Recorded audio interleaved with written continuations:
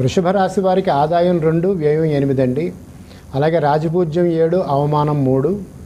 ఈ వృషభ రాశి వాళ్ళకి మే 1వ తారీఖు నుండి జన్మరాశి యందు గురుని యొక్క సంచారం మూలంగా సంకల్పం, సత్సంకల్పం, ఆర్థిక స్థిరత్వం కలిగి ఉంటారు.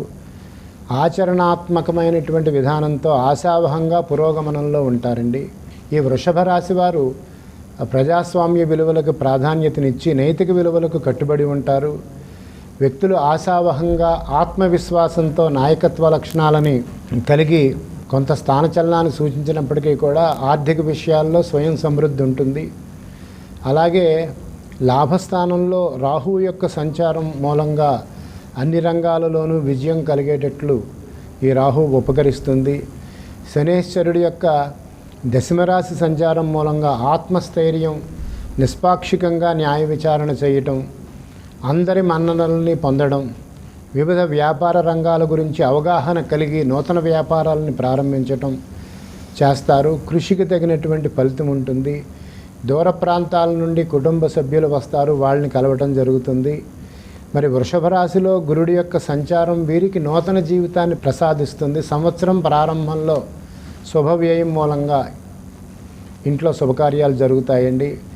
మరి రైతులైతే అన్ని వృత్తుల వారికి, వ్యవసాయ రంగం వారికి అత్యున్నతమైనటువంటి ఫలితాలు ఉద్యోగస్తులతో సహా ఉన్నాయి.